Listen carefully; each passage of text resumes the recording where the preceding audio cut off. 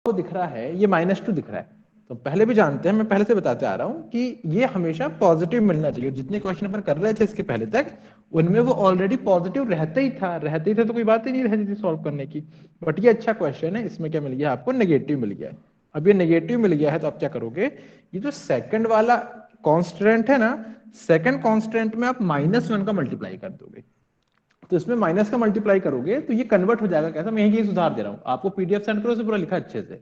Minus का multiply करूंगा तो हो जाएगा आपका +4x1 -7x2 -5x3। और एक बात आप और जाने कि कभी भी अगर किसी भी आप इनइक्वालिटी में, इनइक्वालिटी यानी जहां पे लेस देन इक्वल्स टू लिखा है या ग्रेटर देन इक्वल्स टू लिखा है या लेस देन लिखा है या ग्रेटर देन लिखा है, माइनस का जब भी मल्टीप्लाई करते हैं तो इनइक्वालिटी जो होती है चेंज हो जाती है। अगर लेस देन है तो ग्रेटर देन हो जाता है, ग्रेटर देन है तो लेस देन हो जाता है। तो ये यहाँ पे तो आपको ग्रेटर देन इक्वल्स टू था, तो ये हो जाएगा लेस देन इक्वल्स टू।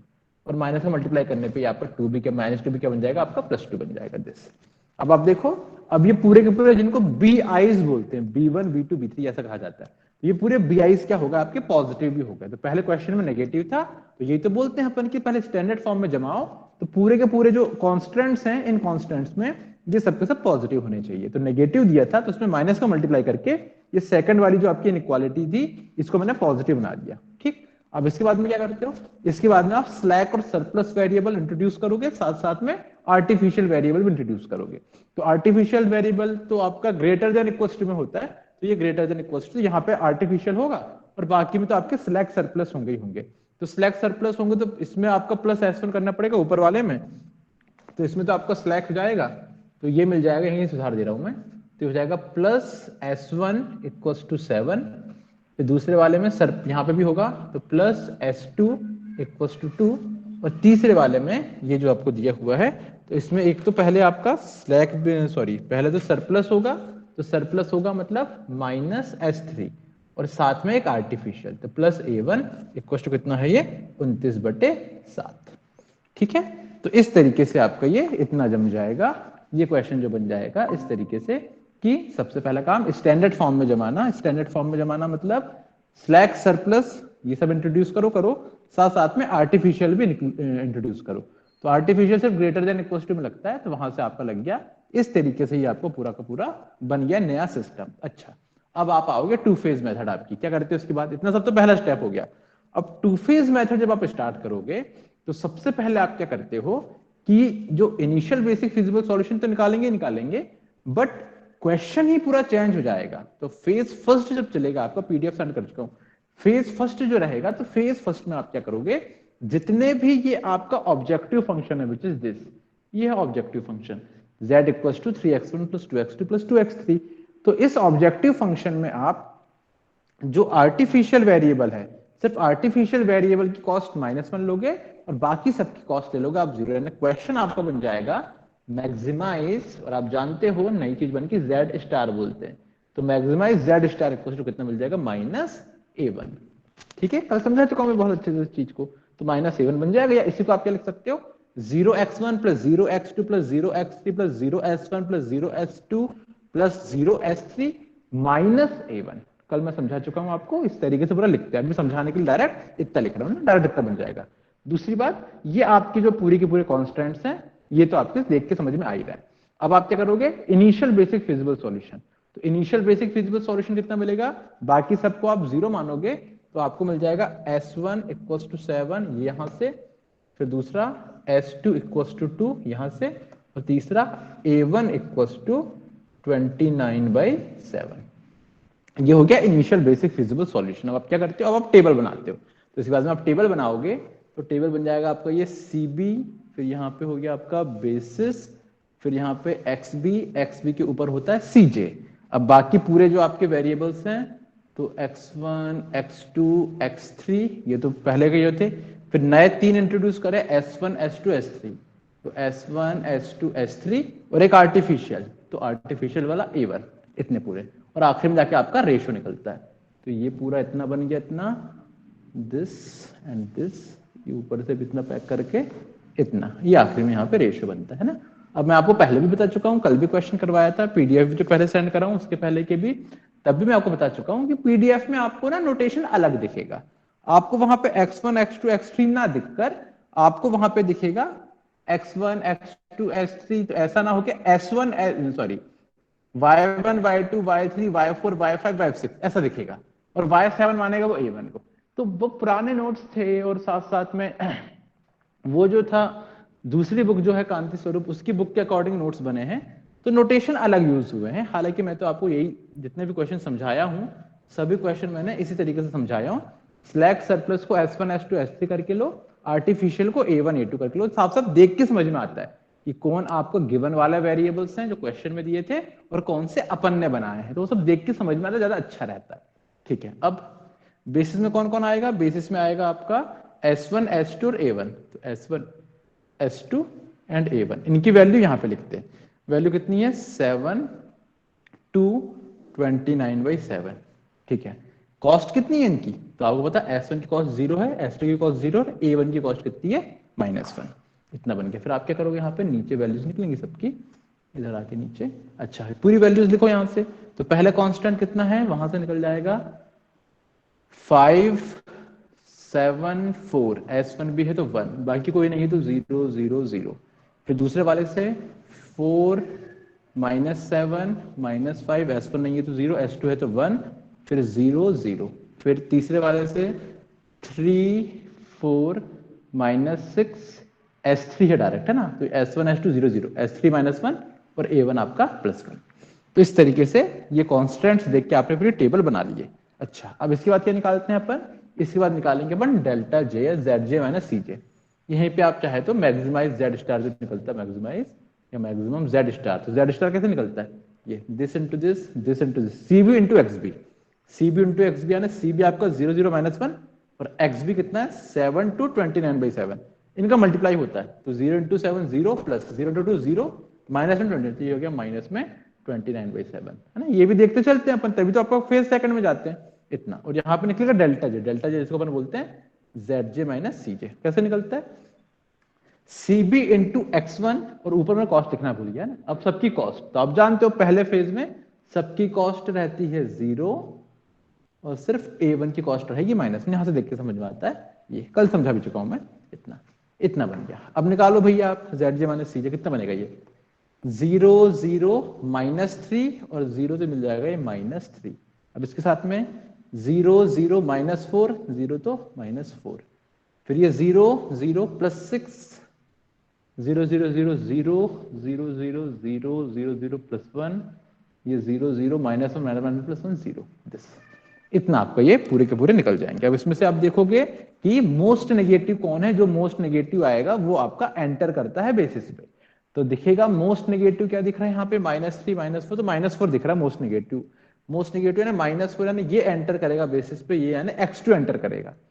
तो x2 एंटर करेगा ना, इनमें से कोई एक रिमूव होगा यहाँ से। तो किसको लूज कर दूं मैं यहाँ से? तो ये आपका क्या बन रहा है? XB अपॉन, एंटर कौन करा? एंटर कर रहा है x2, तो XB अपॉन x2। तो अब कोई ड्रॉप होगा तो कैसे देखते हैं अपन? रेशियो निकालते हैं 7 बाई, तो XB आना ये और इनके अपॉन में करस्पॉन्डिंग x2 के जो वेक्टर्स हैं वो, तो 7/7 ये कितना आ गया? 1। 2/-7 आप जानते हो नेगेटिव वाले को नहीं लिखा जाता, चाहे तो डैश कर दो या नेगेटिव करके लिख दो वहां पे। और 29/7/4, तो ये बन जाएगा 29/28, है ना। 29/7/4 करके होगा तो 29/28। तो ऑब्वियसली आपको भी देख के समझ में आ रहा है 29/28 मतलब ये आपको 1 पॉइंट समथिंग मिलेगा और ये साफ साफ 1 है। मतलब अब मिनिमम रेशियो देखते हो आप लोग, सबसे छोटा कौन होगा? तो सबसे छोटा ये आपका 1, यानी ये होगा छोटा, यानी ये करेगा आपका लीव। ये लीव करेगा मतलब ये क्या है? ये है एक्चुअल में S1, यानी S1 आपका लीव करेगा। ठीक है, अब ये पूरी प्रोसेस आपको पता कैसे लिखते हैं, पूरा कैलकुलेशन आपको पता किस तरीके से। अब ये तो सीधे डायरेक्ट समझा रहा हूं मैं, पहले से आपको ऑलरेडी समझा चुका हूं पूरा कि सॉल्व कैसे होता है। पीडीएफ भी सेंड कर चुका हूं, वहां से आप देख सकते हो कि लिखना कैसे इस चीज को, तो पूरा आप लिख लोगे। अब एंटर कौन कर रहा है? x2, लीव कौन कर रहा है? S1। अब आप देखते हो करस्पॉन्डिंग जो यहां पे मिलेगा इन दोनों के इंटरसेक्शन में, ये बन रहा है तुम्हारा ये। तो ये एंटर कर रहा था तो x2 ये वाली लाइन, मतलब ये वाला कॉलम और ये वाली रो, तो दोनों का इंटरसेक्शन यहाँ पे हो रहा है 7 पे। तो ये 7 बनेगा आपका लीडिंग एलिमेंट। अब ये लीडिंग एलिमेंट मिल गया तो अब आप क्या करते हो?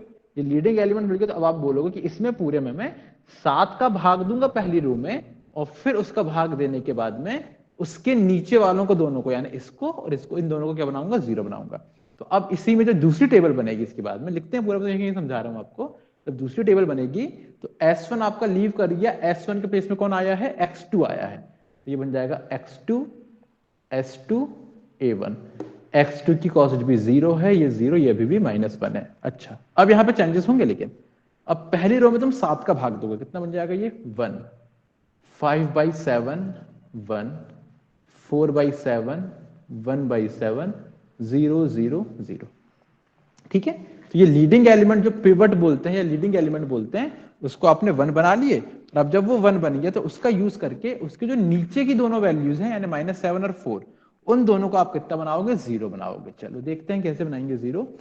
तो ठीक है, इसमें ये X2 वाली रो में, इसमें मैं कितने का मल्टीप्लाई करूं और इसमें जोड़ूं कि 0 मिल जाए, तो ये -7 है, तो एक काम करता हूं, इसमें 7 का मल्टीप्लाई करके इसमें ऐड कर देता हूं। फिर आप बोलो सर आपने 1 को बनाया क्यों, 7 ही तो दिया था, अच्छा तो वहीं कोई 0 हो जाता। कर सकते हो, लेकिन भैया फिर ये 4 है, तो है ना, तो इसलिए जनरली 1 बना लिया जाता है। 1 बना लोगे, अब भले ही जो, क्योंकि मेरे को सिर्फ इसको 0 नहीं बनाना है, मेरे को इसका यूज करके इसको भी 0 बनाना, नीचे वाले को भी 0 बनाना है। तो ये भी कर सकते हो कि मत बनाओ आप 1 नहीं बनाओगे तो फिर इसी का यूज करके इन दोनों को 0 बनाना पड़ेगा। लेकिन जो मेथड है वो मेथड ये बोलती है कि आप उसको 1 बनाएं, क्योंकि उसके कारण ये भी तो चेंज हो रहा है, इनमें भी चेंजेस आ रहे हैं। ठीक है, तो वो आपका नहीं, तो अदरवाइज आपको फिर सीधे वो उसके मतलब मल्टीपल के फॉर्म में मिलेगा। जहां पे मेरा आंसर 1 आ रहा है वहां पे हो सकता है आपका आंसर 2 हो जाए, क्योंकि मैं 2 का भाग देके 1 बना रहा था। तो इसलिए हमेशा ये मेथड अपनाई जाती है, 1 बनाओ पहले और फिर 1 बनाने के बाद में फिर इन दोनों को 0 बनाओ। तो क्या करने वाला हूं मैं, इसमें मल्टीप्लाई करूंगा मैं कितने का, +7 का, और फिर ऐड करूंगा मैं ये सेकंड रो के साथ, कितना मिलेगा, 7 × 1 है +7 और ये कितना +2, तो प्लस में हो गया 9। फिर 7 × 5/7 5 हो गया, और 5 + 4 ये हो गया 9।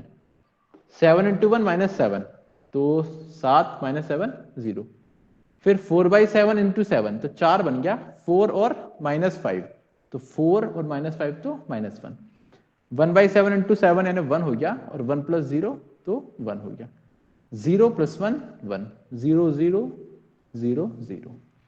ठीक है, तो ये पूरी रो आपको इस तरीके से बन गई। अब नेक्स्ट इसको 0 करना है, ये 4 को इसी रो पहली रो का यूज करके कैसे बनाऊं, 4 को 0 बनाने के लिए इस रो में -4 का मल्टीप्लाई करो। ऐसा रफ में लिख लेता था अपने पास में समझने के लिए, कि इस रो में -4 का मल्टीप्लाई कर रहे हैं, और ये तीसरी वाली में ऐड करेंगे, कितना मिलेगा ये -4 + 29/7, तो कितना मिल जाएगा 29/7 और -4, तो सच्चों के 28, यानी 1/7 प्लस में वो भी है ना।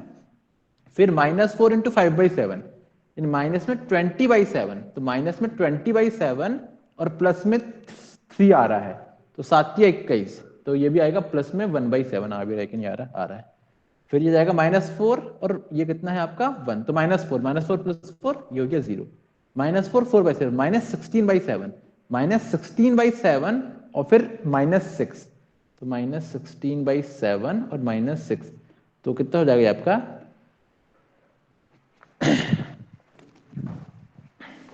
6 7 42 और 16 यानी 58, -58/7 इतना है ना। अभी कैलकुलेशन यही तो दिक्कत करता है, ये फ्रैक्शन फ्रैक्शन में बनता है ना, तो फिर जोड़ना घटाना वही गलती हो जाती है। -4/7 और ये 0 है, तो -4/7, फिर 0 0 0 -1 0 + 1, दिस इतना बन गए। ठीक है, ये पूरे इतने तरीके से बन गए। अब भैया गलत भी होगा तो आप देख लेना, मैं तो अपने तरीके से बना दे रहा हूँ, सही बने वैसे जहां तक। ठीक, अब इतना बन जाए फिर क्या करते हो आप, फिर से यहाँ पे मैक्सिमाइज जेड स्टार, तो अभी भी कितना बन रहा है ये -1/7 है ये। अच्छा, delta J Z J minus सी जे, 0 0 -1/7 और ये, तो ये बन गया माइनस में 1/7, delta J Z J minus सी जे जो बनता है 0 0 0 0 0 माइनस माइनस प्लस 58/7, ऊपर तो 0 ही है, 0 0 -1 + 4/7 0, फिर ये 0 0 0 0 0 0 + 1 0 0 -1 -1 + 1 0, इतना जाएगा। अब आप देखो इसमें फिर से एक वैल्यू बन रही है आपकी, कौन सी एक वैल्यू बन रही है, ये भी 4/7 है ना, हालांकि कोई फर्क नहीं पड़ रहा उससे, ये प्लस में 4/7 इतना बनता, फिर भी कोई बात नहीं पड़ रही। आप देखो नेगेटिव, अभी भी नेगेटिव मिल रहा है, अभी भी नेगेटिव मिल रहा है, कौन सा मिल रहा है, ये मिल रहा है नेगेटिव, ये नेगेटिव मिल रहा है ना, ये करेगा एंटर, कौन एंटर करेगा मतलब x1 एंटर करेगा, ठीक है, x1 एंटर कर रहा है। अब x1 एंटर कर रहा है तो लीव कौन करेगा, तो भैया रेशियो निकालो आप, अब x भी अपॉन x1 होगा। तो ये एंटर कर रहा है तो 1/5/7, 1/5/7 यानी 7/5, 7/5 हो गया, 9/9 विच इज 1, 1/7, 1/7 विच इज 1। अब देखो दिक्कत क्या हो गई, 7/5 तो ऑब्वियसली 1 से ज्यादा ही आएगा ना, 7/5 यानी आपको कितना मिलेगा, 1.4 मिल जाएगा। ये तो ना 7/5 एक बार भाग दोगे 2 बनेगा, तो 1.4 बन गया। तो ये तो चलो वो है, लेकिन ये दोनों जो रो हैं ये दोनों तो 1 आ गए, तो टाई हो गया ना। जैसे अपन पीछे भी पढ़े थे कि जब एक से मिनिमम रेशियो हो जाते हैं, यानी लीव कौन कर रहा है ये क्लियर नहीं हो पाता, तो लीव कौन कर रहा है ये क्लियर नहीं हो पा रहा, दोनों 1-1 आ गए, तब मुझे ये टाई वाली कंडीशन बन गई। तो वहां पे आप याद करो, आप क्या करते थे टाई वाली कंडीशन में सॉल्व करने के लिए, आप बोलते थे कि ये जो यहाँ पे आइडेंटिटी मैट्रिक्स बनता था ना, जैसे यहाँ पे ये बन रहा था ये 1 0 0 0 1 0, यानी जो आपने S1 S2 S3 एक्सेट्रा जो ये इंट्रोड्यूस किए रहते थे, इनसे जो मैट्रिक्स बनता था, तो उस मैट्रिक्स को आप बोलते थे कि इसको अपन आगे पहुंचाते थे, पहले उनको लिखते थे और फिर वहां से अपन क्या निकालते थे, रेशियो निकालते थे। तो यहां से भी जो मैं निकालूंगा, तो यहां से भी क्या कर रहा है ये, इनने इस 2 लाइन के लिए निकाला होगा, कौन कौन सी, ये वाली 2 लाइन जो निकाला जिनके बीच में टाई हो रहा है। तो S2 और A1 इन दोनों के बीच में टाई हो रहा है, इन दोनों में से कोई एक निकलेगा, तो मेरे को इनके लिए रेशियो निकालना पड़ेगा। तो इन दोनों के लिए, तो इनके लिए निकालना होगा, एक तो निकालना होगा ये Y5 है ना, Y5 यानी क्या बोलेगा X2, ये S2 और A1, ठीक है समझना है ना, इनके बीच में टाई हो रहा है, इन दोनों के बीच में, S2 और A1 के बीच में। तो S2 और A1, तो यहां से भी देखेगा S2 ये 1 आ रहा है और A1 यानी ये काम पढ़ना कुल मिला के। तो अगर आपका पीडीएफ देखोगे ना, तो पीडीएफ में उन्होंने ऐसे बनाया होगा, इसको सामने करके लिखा होगा, तो 1 0 0 -1 0 1 ये सामने बनाया है, और ये बाकी फिर पूरे उसके पीछे लिखा है। तो इन दोनों के बीच में टाई हो रहा, तो आप कैसे निकालते हो रेशियो, जो मिनिमम रेशियो बनता था, तो वहां पे भी अपन यही बोलते थे कि जब जो वैल्यू के बीच में टाई हो रहा है, तो उनको आप सामने लिखोगे पहले, और जो एंटर कर रहा है उसके साथ रेशियो निकालोगे। यानी कैसे निकलेगा, मैं यहीं कहीं बता रहा हूं, मैं पीडीएफ में अच्छे से लिखा हुआ है, यहीं कहीं समझा रहा हूं। तो ये बनेगा 1 अपॉन, और किसके साथ टाई हुआ है, टाई हुआ है इन दोनों का, है ना, इन दोनों का, ये दोनों देखना है। दूसरी बात, एंटर कौन कर रहा है, एंटर कर रहा है ये एक्सपोनेंट, इनके साथ देखना पड़ेगा। तो एक रेशियो बनेगा पहले 1/9, तो यहीं पे मैं इसको सुधार के फिर से लिख रहा हूं, तो एक रेशियो बनेगा, यहां से देखूंगा तो 1/9, तो ये बनेगा 1/9, और इसके साथ में जो बनेगा आपका ये 0/1/7, कितना बन जाएगा, 0 बन जाएगा।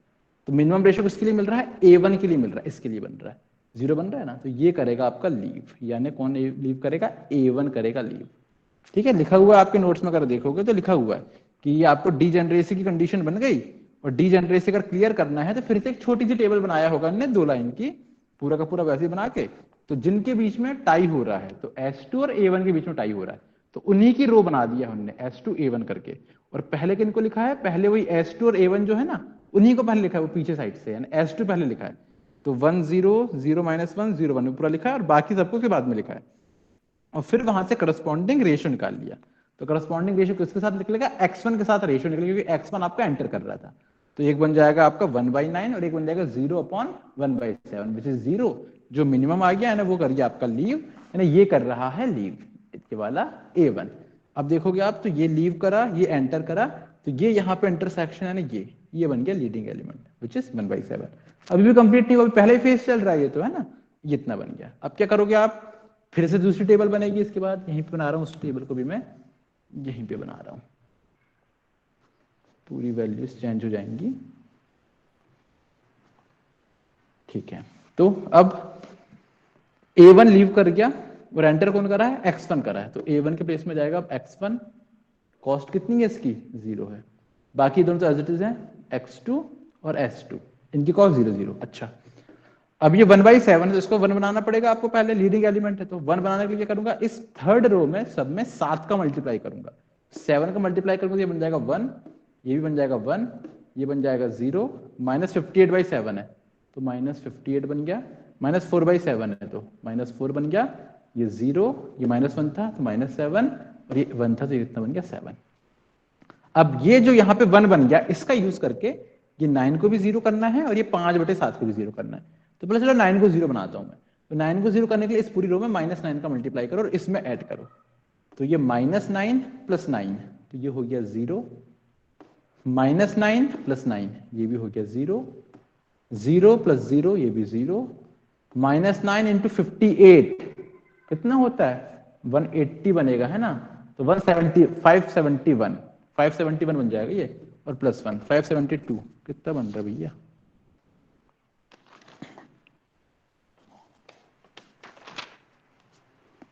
521। जितना भी मैंने देख लेना अपने हिसाब से, जितना भी बन रहा है ये, थोड़ा सा गलत लिखा हुआ मैंने, 521 लिखा हुआ मैंने तो, जबकि ये वैल्यू जो आएगी ना तो 5 × 8, हाँ 50 से लिखा हूँ, 521 ही आएगा, सही है। 521 58 हटाना पड़ेगा ना उसमें से, तो 58 × 9 तो प्लस में मिल जाएगा आपको, ये 10 के साथ कर सकता हूँ तो × 10 करता हूँ तो ये बन जाएगा 580, और फिर -9 करना है तो यानी 58 घटाना पड़ेगा इसमें, इतना मिल जाएगा, और एक और फिर माइनस हो रहा है, सही है 521 मिल जाएगा। मल्टीप्लाई करके देख लेना, कोई दिक्कत नहीं है। फिर वैसे ही क्या कर रहा हूँ यहाँ पे, मैं कितना कर रहा था, मैं 9 का कर रहा था ना, -9 का। फिर 4 नाम 36, और फिर ये 1 है तो +37 हो गया, ये 0 है +1 है +1 हो गया, 63 हो गया प्लस में, और ऐसे ही आपके माइनस में 63 हो गया, इतना, ठीक है। ये हो गई आपकी दूसरी लाइन। फिर इसको भी 0 बनाना 5/7 को। अब 5/7 को 0 बनाना तो क्या करूंगा, इसमें मल्टीप्लाई करूंगा -5/7 का। अब और देखो फ्रैक्शन मिल रहा है, तो -5/7, तो -5/7 को मल्टीप्लाई करके मैं इसमें ऐड करूंगा, कितना मिलेगा -5/7 + 1, तो कितना मिल जाएगा 2/7 मिल जाएगा प्लस में। फिर -5/7 + 5/7 विच इज 0, 0 + 1 + 1। अब -58 × -5/7 तो कटता है क्या ये 7 से, 7 या 8 56 होता है, प्लस में मिलेगा तो बड़ी लंबी चौड़ी वैल्यू मिलेगी, जो भी मिल रहा है कैंसिल होगा भी ये, जैसे भी आप देख लेना भैया, इसका 42 आ रहा है ये, है ना, ये 42 आ रहा है, फिर 3 आ रहा है, 0 आ रहा है, 5 आ रहा है, -5 आ रहा है, जैसे भी देख लेना अपने हिसाब से, इतना बन जाएगा। अब जब इतना बन गया तो आप क्या देखोगे, फिर से आप निकालोगे डेल्टा जे, और यहाँ पे आप देखो जेड स्टार कितना बन रहा है इस कंडीशन में, इस कंडीशन में जो जेड स्टार है वो बन रहा है 0 × 0 × 0, कुल मिला के 0 बन रहा है। और जो डेल्टा जे या जेड जे माने सी जे होता है, ये देखो 0 0 0 0 तो 0 0 0 0 0, फिर ये भी 0, तो तीनों 0, फिर ऊपर भी 0 तीनों 0, ऊपर भी 0, तीनों 0, ये ऊपर भी 0, ये भी 0, ये -1 इतना बन जाएगा। और आप देखो इसमें अब जो आपके सीजे इंटू डेल्टा जे बन रहे हैं, ये सबके सब क्या मिल रहे हैं आपको, पॉजिटिव मिल रहे हैं, सबके सब पॉजिटिव है या 0 के बराबर है। तो ये जब आपको इतना मिल रहा है तो भाई यही तो होता है कि आपने ये चेक कर लिए कि अब ये सबके सब पॉजिटिव हैं, मतलब ये केस आपका रुक गया, कौन एंटर कौन लीव कर रहा था, इतना तो आपको मिल गया। तो यहां से आपको ये मिल जाएगा। अब आप इसको देखो कि जेड स्टार कितना है, तो जेड स्टार 0 है, एक बात। दूसरी बात आप देखते हो, अगर यहाँ पे जो 3 केस आपने पढ़े थे, अगर यहां नेगेटिव आता है तो फिर आप बोलते हैं कि कोई भी फीजिबल सॉल्यूशन आपको नहीं मिलेगा। अगर यहाँ पे 0 है तो फिर आप देखोगे बेसिस में कोई आपका आर्टिफिशियल वेरिएबल है क्या नहीं। अब वो तो कहने की बात है, अगर ये 0 है तो आप साफ साफ ये बोलोगे कि आप अगले फेज में कंटिन्यू करके जाओगे। तो आप ये बोलोगे अगले फेज में प्रोसीड कर जाएंगे, क्योंकि आपका जेड स्टार बराबर 0 आ रहा है और इस बेसिस में कोई भी आर्टिफिशियल वेरिएबल नहीं है। अगर होता भी तो वो कितना मिलता है, 0 मिलता है। ठीक है, पीछे के भी क्वेश्चन देखे आपने, तो 3 केस ये बनते थे। अगर जेड स्टार नेगेटिव है तो कोई भी आंसर नहीं मिलेगा, क्वेश्चन वहीं पे खत्म हो जाता है। अगर जेड स्टार 0 आ रहा है, साथ साथ में बेसिस में कोई भी आर्टिफिशियल वेरिएबल है एट 0 लेवल, 0 लेवल मतलब उसकी वैल्यू 0 है, अगर तो भी आप प्रोसीड करोगे सेकंड स्टेप में, सेकंड फेज में। और अगर जेड स्टार बराबर 0 है और साथ में बेसिस में कोई भी आर्टिफिशियल वेरिएबल नहीं है, तो भी आप प्रोसीड करोगे सेकंड फेज में। तो अभी भी सेकंड फेज में आपको प्रोसीड कर जाना है। अब सेकंड फेज में जाते हैं तो क्या अंतर होता है, सेकंड फेज में जाने पे आप बस ये बोल देते हो कि जो आपको ये आखिरी टेबल मिली है ना, यही टेबल सही टेबल है, बस अंतर ये है कि अब आप इनकी ओरिजिनल कॉस्ट रिटर्न कर दोगे। तो ओरिजिनल कॉस्ट रिटर्न करोगे तो ओरिजिनल कॉस्ट कितनी थी, ओरिजिनल कॉस्ट आपकी देखो, क्वेश्चन क्या था, 3x1 + 2x2 + 2x, ये था क्वेश्चन। तो आप ओरिजिनल कॉस्ट रखोगे तो x1 की 2 है, x2 की 2 है, x3 की 2 है, s1 s2 s2 तो 0 होते हैं, 0 0 0, और a1 जो जिसको मैंने आर्टिफिशियल वेरिएबल कॉस्ट पहले -1 लिया था, उसकी कॉस्ट अब कितनी हो जाएगी आपकी, 0। अच्छा, यहां पर भी सामने x2 की कॉस्ट कितनी है, 2 है, s2 की 0 है, और x1 की कितनी है, 3 है।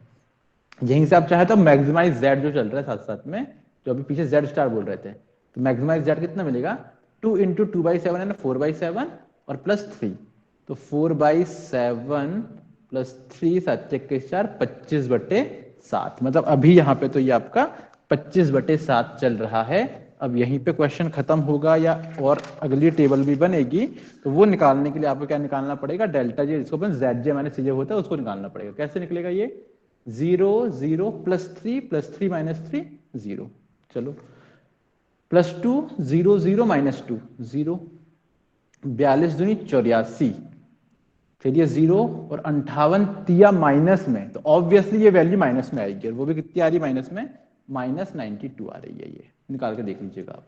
फिर 3 दूनी 6 0, 4 तिया 12 माइनस में, तो 3 दूनी 6 तो -6 हो गया, -6 + 0 ये -6 आ गया।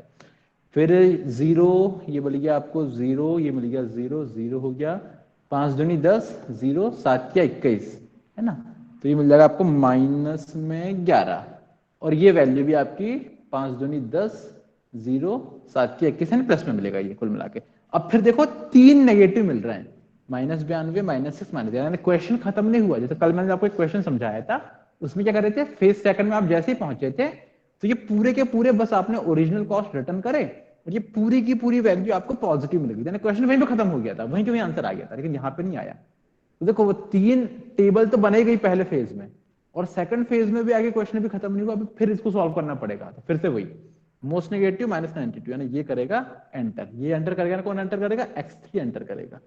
अब x3 एंटर करेगा तो लीव कौन करेगा, तो लीव करेगा तो वही निकालो रेशियो xb अपॉन x3 निकालो, तो 2/7/42, तो 2 बटे और आपका कितना, मतलब 42 × 7 बन जाएगा, तो ये मिल जा रहा है 2/7 × 42, जो भी बनेगा देखी जाएगी, 0/521, तो 0, ये तो नेगेटिव है, तो नेगेटिव तो अपन वैसे नहीं लेते, तो भैया ये तो 0 आ गया, अरे 2 बटे कुछ ना कुछ यानी पॉजिटिव मिलेगा, जो भी जितने भी छोटी से छोटी वैल्यू, लेकिन पॉजिटिव तो रहेगा ये वाला, तो 0 सबसे छोटा है, 0 सबसे छोटा, कौन लीव करेगा, S2 लीव करेगा, S2 यानी ये लीव करेगा। अब ये लीव करेगा, जब अगली टेबल बनेगी, तो अगली टेबल में ये एंटर कर रहा था, ये लीव कर रहा था ना, 521 बन रहा है तुम्हारा कौन, लीडिंग एलिमेंट। आप समझ जाओ, यानी 521 का भाग देना पड़ेगा ना, ठीक है, x2 s2 लीव करके x3 आ रहा है, तो x3 और साथ में नीचे फिर आपका x1, कॉस्ट कितनी कितनी है, x2 की 2 है, x3 की भी 2 है, और x1 की 3 है, ठीक है। और क्या कर रहे हो आप यहां से ये लीव करा है ना x3, तो यहाँ पे 0 था, पूरे में 521 का भाग दोगे आप, तब जाके यहाँ पे 1 बनेगा, ये तो 0, ये भी 0, ये भी 0, यहाँ पे 1 हो गया, लेकिन ये आएगा 37/521। अब 37/521 ये बना, 1/521, 63/521 -63/521, ये पूरा इतना बन गया। और फिर आप क्या करोगे, अब ये 1 बन गया है, इस 1 का यूज करके ये 42 जो है ऊपर, इसको भी 0 बनाओगे, -42 करके ये -58, इसमें 58 इसको भी 0 बनाओगे, तो आपको दिख रहा होगा टेबल में, पूरा सॉल्व करा हमने बहुत अच्छे से, और जो आपको वैल्यूज मिल रही है ना, ये 1 आ रहा है, यहाँ पे आ रहा है इसका फिर कितना 2/7, और ये जो पूरी वैल्यूज हैं सब कुछ सॉल्व हो गई, आखिरी में जाके जो डेल्टा जे बनते हैं, ये बन रहे हैं 0 0 0, ये सबके सब पॉजिटिव आ रहे हैं, ठीक है। अब उतना आप टेबल में देख लेना, मैं पूरा सॉल्व नहीं करवा रहा आपको, उतना आप देख लीजिएगा, समझ में आ गया होगा, है ना।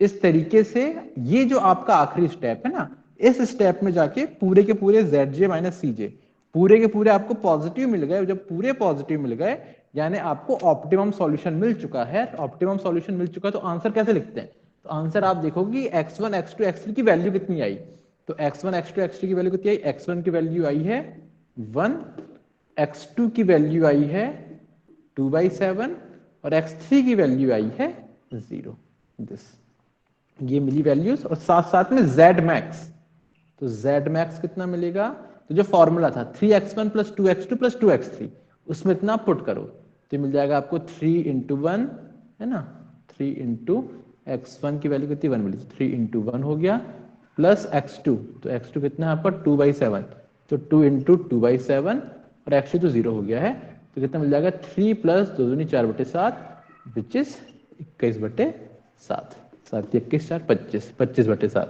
वही चीज यहाँ से निकलती है, ऐसे करके देखो, डायरेक्ट यहाँ से निकल जाती है, जब यहाँ पे पुट कराओ वही चीज यहाँ से निकल जाती है, 2 × 2/7 4/7, प्लस 0 प्लस 3, तो 4/7 प्लस 3, तो 7 के 21 और 4 तो 25/7, ये बनेगा तुम्हारा आंसर। यानी ये जो वैल्यूज है x1 x2 x3 इनकी वैल्यू इतनी होनी चाहिए, और साथ में जो आपको z की मैक्सिमम वैल्यू मिलेगी, z की मैक्सिमम वैल्यू मिलेगी 25/7।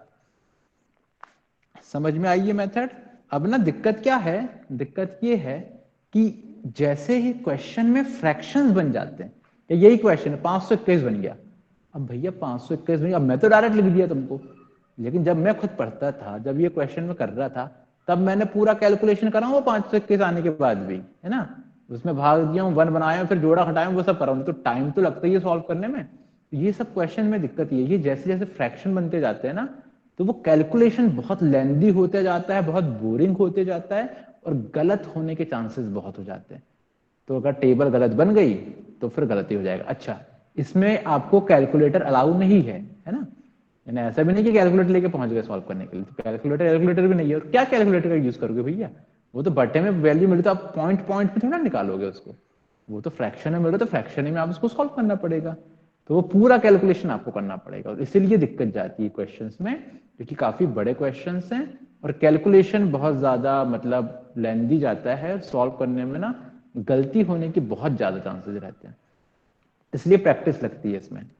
और बताओ सबसे ज्यादा गलती कहाँ पे होती है, गलती ये यहाँ पे होती है, जो एक लाइन यहां देखते हो, फिर इसमें इतने का मल्टीप्लाई करके यहां जोड़ रहा हूं, वहीं पे होती है पूरी गलती, कि कहीं देख रहे हैं, कर कुछ रहे हैं, जोड़ रहे हैं, घटा रहे हैं, वहीं तुम कर ही रहे हो बड़े अच्छे से, और पीछे वाला हाथ मार रहा है, बता रहा, तुम्हारा ध्यान पूरा कॉन्सेंट्रेशन यहाँ लगा है, और वो पीछे वाला तुमको ठोक रहा है पीछे, अरे बता दे भाई बता दे, थोड़ा सा बता दे कुछ, कहाँ बता दे, खुद ही नहीं बन रहा, दूसरों को क्या बता दे, इतना कॉन्सेंट्रेशन लूज होता है ना। और ये क्वेश्चन ना आप जब भी करने बैठो तो फुल कॉन्सेंट्रेशन के साथ ही बैठो, और देखो एक क्वेश्चन तो करना ही पड़ेगा आपको, क्योंकि जो यूनिट है इस यूनिट में यही चीजें भरी हुई हैं, है ना, simplex method, two phase method, big M method, तीनों मेथड है, और इन तीनों मेथड में से आपको एक क्वेश्चन जरूर आएगा, तो एक क्या दो क्वेश्चन आएंगे, और करके आते दो क्वेश्चन लॉन्ग आंसर के, तो दो क्वेश्चन आएंगे, तो मैं बता रहा हूं आपको, आपको तो तीनों ही क्वेश्चन मिलेंगे।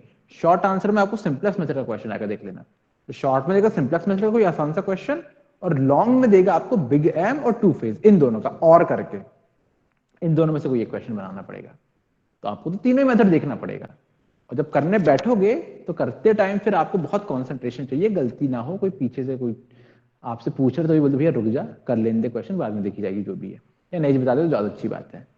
ठीक है, क्लियर है मेथड ये? कोई क्वेश्चन हो किसी का इस मेथड से रिलेटेड? नहीं सर, बन जाएगी, बन जाएगी ना, एक बार ठीक ट्राई है। करके देखते हैं। हाँ, एक बार सॉल्व कर करके देखना क्वेश्चन, ऐसा नहीं कि इतने बड़े क्वेश्चन होते हैं, पूरे छोटे क्वेश्चंस भी होते हैं, आसान क्वेश्चंस भी होते हैं, जो फ्रैक्शंस रहते हैं वो इजी भी बन जाते हैं, वहीं के वहीं सॉल्व भी हो जाते हैं, तो ऐसा कुछ नहीं है कि मतलब हर क्वेश्चन ऐसा कठिन ही बनेगा, बस ये है कि अब अपन जब करते हैं तो अपन जितने ज्यादा क्वेश्चंस करें उतनी अच्छी बात है। और मैंने जो पीडीएफ्स वगैरह एटसेट्रा आपको सेंड भी कराऊं, तो उसमें हैं 3-4 क्वेश्चन, लेकिन उनके अलावा भी आप ना अगर टाइम मिलता है आपको और समझ में आ गया अच्छे से, तो जो आपको बुक की ई बुक भी सेंड कर चुके हूँ शायद, मैंने पहले सेंड करा था, है ना, नहीं होगा तो फिर से यस। बता देना, फिर से सेंड कर दूंगा मैं, तो ई बुक भी आप देखना, वहां से भी क्वेश्चन मिल जाएंगे आपको, तो वहां से एक आध क्वेश्चन उठा के आप प्रैक्टिस मार लोगे ना, तो आप ही का मतलब कॉन्फिडेंस लेवल हाई हो जाएगा कि हाँ यार बनते हैं। और मैं बताऊं आपको, आपको सिर्फ एक क्वेश्चन करना है अच्छे से, है ना, क्वेश्चन बहुत सारे हैं आपको, लेकिन सिर्फ एक क्वेश्चन करना है, वो भी कौन सा क्वेश्चन उठाना, सबसे कठिन वाला क्वेश्चन, जब आप सॉल्व करके आपका नोट्स वोट्स जैसे ही बने होंगे, सबसे कठिन वाला क्वेश्चन उठाओ, सबसे कठिन क्वेश्चन आपको सॉल्व कर लिए, यानी आपकी प्रैक्टिस हो गई, बाकी तो बने ही जाएंगे, फिर जैसे वाला क्वेश्चन था, ये क्वेश्चन कठिन क्वेश्चन है, क्यों, इसमें डीजनरेसी भी लग गई, यानी टाई वाला भी लग गया, नेगेटिव भी आ गया, है ना, साथ साथ में 521 भी आ गया, तो बड़ी बड़ी वैल्यू आ गई, तो एक क्वेश्चन 4 बार, ठीक है। तो इस तरीके से पेपर टाइम में भी जब पढ़ोगे ना, तो आप हर मेथड का एक एक क्वेश्चन, दो क्वेश्चन आप कर लो, बाकी सिर्फ आप रीडिंग भी मार के जाओगे, लेकिन एक क्वेश्चन अच्छे से करे हो तो आपको पूरी मेथड बन जाएगी, और ये सबसे अच्छी बात है इन मतलब पेपर्स में, कि ये आप सिर्फ 3 क्वेश्चन आपको तैयार करना है, एक सिंप्लेक्स का, एक बिगैम का, एक टू फेज का, अगर वो तैयार है यानी पूरी मेथड तैयार है, लेकिन वो तैयार कब होगा, जब आप पहले से अभी प्रैक्टिस कर लो, ऐसे नहीं पेपर टाइम में लास्ट टाइम में बस एक क्वेश्चन करके देखिए, सर ने तो बोले थे एक क्वेश्चन कर दो करके, अरे एक क्वेश्चन मतलब ये है अभी प्रैक्टिस कर लिए कि हाँ बनती है, पेपर में सिर्फ एक क्वेश्चन फिर से रिवाइज मारे, और बाकी फिर आप एक रीडिंग भी मार के जाते हो ना, तो भी समझ में जाता है। लेकिन अभी प्रैक्टिस रहेगी तो यानी ये कंफर्म रहेगा कि बनते हैं मेरे को क्वेश्चन। और अच्छी बात ये है कि आप बहुत रिसेंटली पढ़ रहे हो, ये अभी जो सब मैं समझा रहा हूँ तो ये रिसेंटली पढ़ रहे हो, तो आपको याद भी रहेगा ये सब। जब आपका एग्जाम होगा, सपोज मान के चलो कि फरवरी में एग्जाम होते हैं, सपोज अभी कुछ तो बोला नहीं, यूनिफॉर्म भी नहीं भरे तुम्हारे, तो आप मान के चलो कि फरवरी में मतलब 15-20 फरवरी तक सपोज होते हैं एग्जाम, अगर तो होते भी हैं तो आपको इतना टाइम मिल जा रहा है जो कि रिसेंट में पढ़ा हुआ है सब कुछ, ये तो याद भी अच्छे से रहेगा। ठीक है, तो मेरे हिसाब से और कुछ तो नहीं है इस यूनिट में। सर एक मिनट सिलेबस मैच कर लेते हैं है ना, सिलेबस एक बार